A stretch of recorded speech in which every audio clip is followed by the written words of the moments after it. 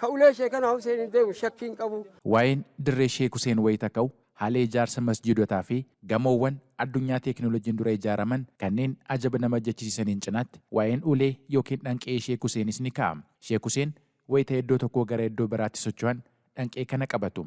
Dhanqeen muka baallaa qabu yoo ta'u dur namni Sheek Huseen biratti diinii yookiin barnoota amantaa baratee eebbifame dhanqee kana qabatee socho'a. Ofii dhanqeen maali laata?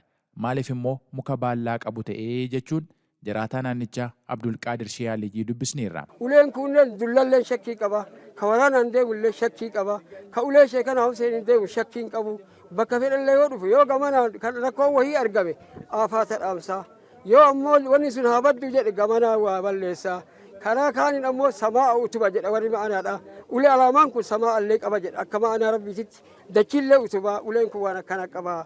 jechuuki ulee sheeka maale irratti Asiyaa Awurooppaallee ibsa gara kaanin ammoo Allah jechallee kun arfii dhoysaan jira malee waan akkanallee of keessaa qaba. Haji Abdul Naasir Ahmed itti gaafatamaa iddoo hambaa seenaa qabeessaa dirree Sheek Huseenii fi maatii warra Sheek Huseen keessaa tokko yoo ta'an dhanqeen Sheek Huseen faayidaa garaa garaa qabaachuu dubbatu. Uleen sheekana Huseen tuni maalirraa bu'uurfamtee yoo jedhu taate amantaa miti ulee faayidaaf qabatan sheekana Huseen zaman isaanii san keessatti karaa wayita deeman qoree of jalaa qabuuniif wayita ammallee miilaan deemama waan ta'eef dadhabanii wayita ta'an boorsaa isaanii ka kitaabni Quraanaa keessa jiru itti fannifachuu fi kutaa quluu salaataa itti fannifachuudhaaf fayyadaman jechuudha. Gara jalaatiin masaraata qabdi gubbaadhaan baallaadha jechuudha. Uleen yookiin dhanqeen Sheek Huseen dur akka ragaa barnootaatti tajaajilaa turuus dubbatu. Bara sheekana Huseen jiranitti nama isaan biratti diinii baratee eebbifamee ba'eef akka ragaa barumsaatti ulee bal'oo kanatu kennamaafi. Yeroo ammaa garuu akkaataan namni ulee kanatti itti fayyadamuu fi hiikni kennamuuf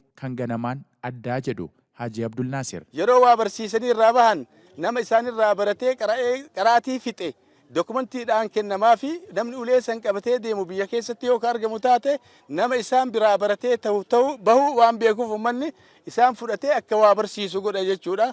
Faayidaa akkasii qabdi akka amma yeroo ammaa kana ulee 3, 4, 5 baatanii deemuun kun seera isaaniitii miti jechuudha. Ulema takkittii faayidaaf qabachuudha kan jedhu jechuudha. Takkittiin suni isii tana jechuudha. Isin hoo sirna muudaa dirree sheekana Huseen daawwachuuf carraa argattanii beektu? Yaada keessan sanduuqa yaadaa keessatti nuuf qooda.